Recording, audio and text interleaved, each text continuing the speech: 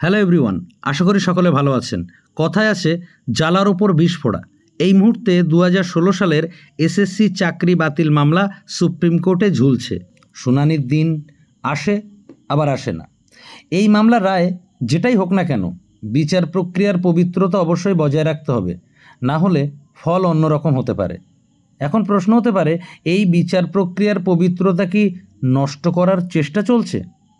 এর উত্তরে বলা যায়, বিভিন্ন সূত্রে পাওয়া খবর অনুযায়ী স্কুল সার্ভিস কমিশনের AOR কুণাল চ্যাটার্জি আশঙ্কা প্রকাশ করে জানিয়েছেন যে অনেকেই 2016 সালের নিয়োগ পরীক্ষার প্রার্থী না হওয়া সত্ত্বেও এফিডেভিটে মিথ্যা ও ভুল তথ্য দিয়ে SLP দাখিল করেছেন। অর্থাৎ আশঙ্কা করা হচ্ছে যে 2016 সালে শুরু হওয়া বাছাই প্রক্রিয়ায় নিয়োগ করা হয়নি এমন কিছু প্রার্থী ইতিমধ্যে আবেদন দাখিল করেছেন এবং নিয়োগপ্রাপ্ত প্রার্থী হিসেবে নিজেদের ঘোষণা করেছেন। এখন যদি এই সমস্ত ভুয়ো প্রার্থীদের খুঁজে বের করা না যায়, তাহলে বিচার প্রক্রিয়ার পবিত্রতা নষ্ট হতে পারে। সেক্ষেত্রে ফলাফল অন্যরকম হতে পারে। ফলে বিচার প্রক্রিয়ার পবিত্রতা বজায় রাখতে এই সমস্ত ভুয়ো প্রার্থীদের খুঁজে বের করতেই হবে।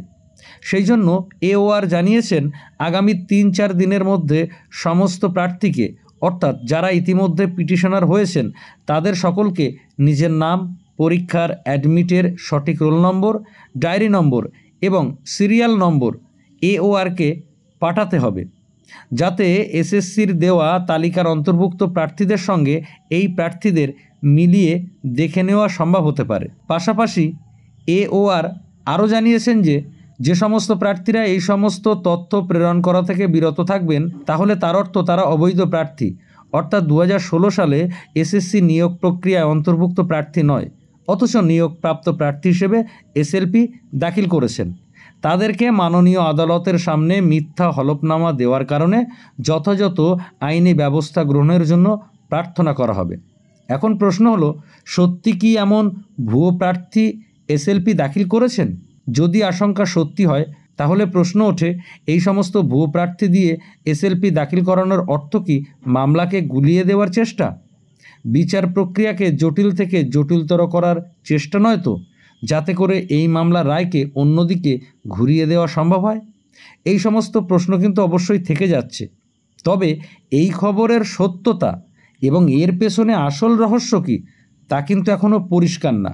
তবে সময় বলবে আসল রহস্য কী। তাই আমাদের প্রত্যেকের নজর থাকবে 2016 সালের SSCর চাকরি বাতিল মামলার আগামী কয়েকদিনের বিচার বিভাগীয় প্রক্রিয়া ও শুনানির দিকে। দেখা যাক খেলা কোন দিকে মোড় নেয়। সকলে ভালো থাকুন, সুস্থ থাকুন। ধন্যবাদ।